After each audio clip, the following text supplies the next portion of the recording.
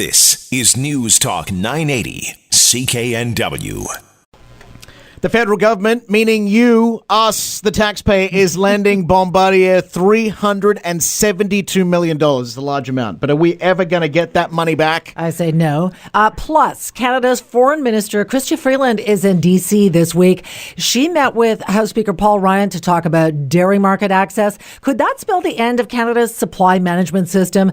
And what could that do to the price of cheese?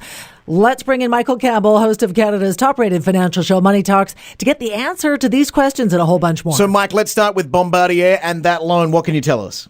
Well, first of all, I think that was the easiest prediction to make going back a year. I said, just wait till we get to the new fiscal year. They're going to be, lending Bombardier money. Do you remember it was like on again, off again, sort of? Oh, yeah, they wanted $1 billion from, by the way, the feds, and then they said, oh, we don't really need it. Well, of course, as you just said, it's finally gone through.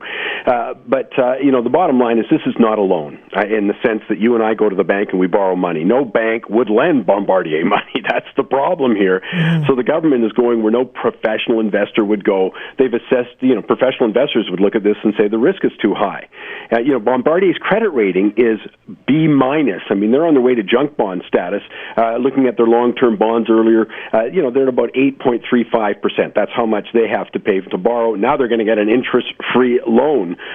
So the question really becomes, why does Bombardier get this kind of special treatment? I mean, if you were going to sit back and I said, look, I've got $372 million, I ask all the audience, do some research, tell me where you want to get, where you want to spend it. I don't think Bombardier makes anybody's list. I mean, they might want to put it instead in tech companies or fast-growing small businesses, whatever, who'd obviously benefit from an interest-free loan, but I don't think Bombardier would make the list. Yeah, maybe it's because it's in Quebec. Yeah, I'm afraid you're absolutely right. I mean, this is what we call crony capitalism. This is what we get for having political connections. If you think about this is the 82nd time Bombardier's got money. Talk about going down the same rabbit hole. And I was looking at a Fraser Institute report that calculated that even when you adjust for inflation, Bombardier has received $1.57 billion from government between 1961 and the study went to 2012. Obviously, you got to throw on money on that now. That's a huge chunk of money. Last year, Bombardier got $1 billion investment for their C-Series passenger jet, but they got that from the Quebec government in exchange for a 49.5% stake. The company also sold a 30% stake in its railway division to Quebec's pension fund manager, Caisse de Dépôt, for $1.5 billion. I mean, what's interesting, though, from the stuff we regularly talk about is this is a real shift, in Canadian politics. I mean, I remember going back when the NDP, Stephen Lewis, coined the phrase corporate welfare.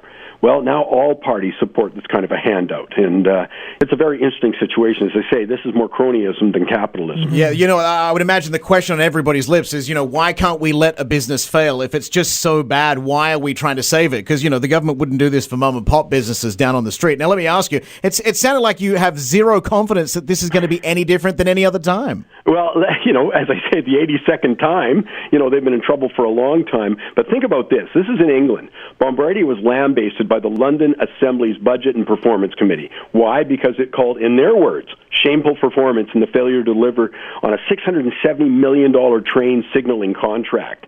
I mean, it was so bad that London actually paid $160 million to get out of the deal. Toronto, they're still having trouble. The Transit Commission there, fighting with Bombardier. We've got tons of analysts out there very critical of Bombardier's management. And, of course, the reward is you get government money. And it's, as you said, it's hard to avoid. It's not the first time. So it doesn't take an aerospace expert then to figure out that there's a lot more to this than just the business and the economy. Again, the list of companies that you would invest in to get the biggest bang for the economic growth buck there, Bombardier isn't on that list.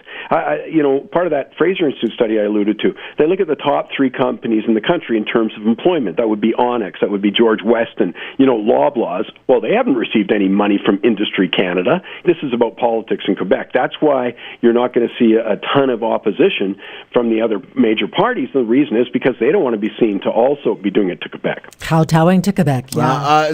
Still on the politics vein here as well, but sort of on the other side of things, Paul Ryan, Speaker of the House in the US, and Chrystia Freeland met. They talked about Canada's supply management system. Now, you've talked about this on our show before. Are you surprised by what's going on here, or? Well, I'm thinking what's up for grabs, when we have this, renegotiation. And this is a real eyesore. I mean, this is so obvious because we have a system of, quotas and then tariffs thrown on. And it's bottom line, it's designed to prevent American eggs or poultry or milk, cheese from coming into Canada. And, we got a lot of people who are living close to the border who understand about cross-border shopping, and they buy that kind of stuff.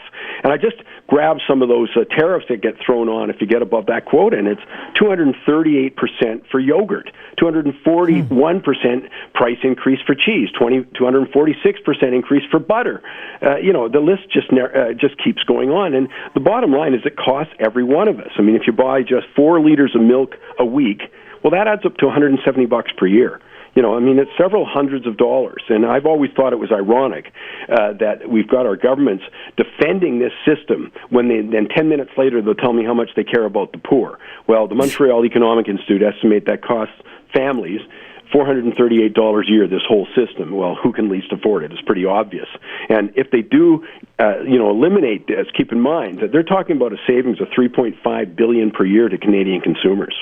And that is why people from BC cross the border to shop for their dairy. So if there is a change made, how many farms is this going to impact? Well, that's another thing. I got somebody, when I made a comment this earlier, say we want to kill the whole agricultural industry. This is a very small part of agriculture. Remember, we have dairy cattle, we have wheat, other grains, that kind of stuff.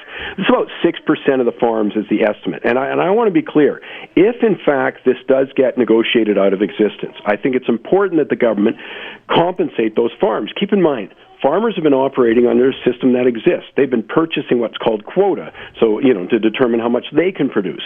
It's unfair to just eliminate that and not compensate them. So the compensation package may run 10 years or something. That definitely has to be part of our thought process, to protect those farmers, not the way we are now, but at least to compensate them if there is a major change here. Yeah. All right. Michael Campbell, the host of Canada's top-rated Money Talks program. You can catch it Saturday mornings right here on News Talk 980 CKNW. Mike, thanks so much. We'll chat to you next week. I appreciate it.